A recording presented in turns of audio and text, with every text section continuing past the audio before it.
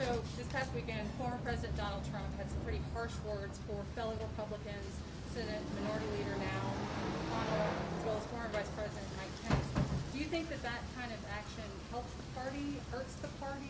What do you make of that as another leader within the GOP? Well, I think President Trump's always been opinionated. That, just because he left being president, that's not going to stop. But I think what he also talked about were all the successes that he had in the administration.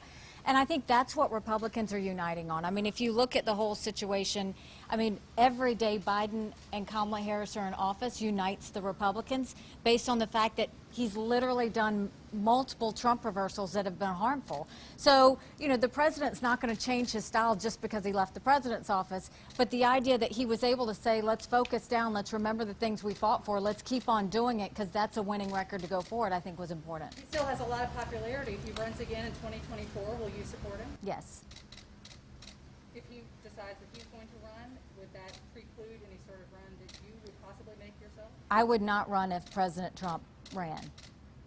And I would talk to him about it. I mean, that's something that we'll have a conversation about at some point if that decision is something that has to be made. But yeah, I would absolutely. I had a great working relationship with him. I appreciated the way he let me do my job. I thought we did some fantastically great foreign policy things together. And look, I just want to keep building on what we accomplished and not watch it get torn down. When was the last time that you talked to him? After the election. Before January 6th or after? Before January 6th. Governor, Yes. Biden's budget blueprint came out on Friday, and some lawmakers were very quick to say it was weak on China, failed to confront that regime. Do you have any thoughts on that? Do you think it was weak on China? Did it fall short? I think that he has shown that he has a sense of wanting to hold China to account. The only thing is it's been very surface.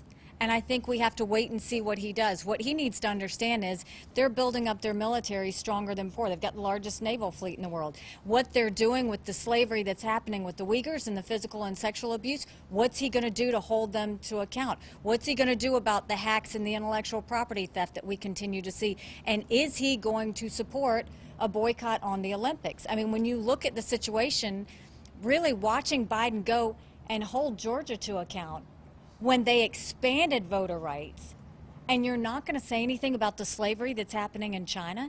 I mean, that's the part that we're all waiting for is, to do a sanction here or a sanction there is one thing. To really kind of stick it to them and say, we're on to you, we're going to hold you to account, that's very different. So you would like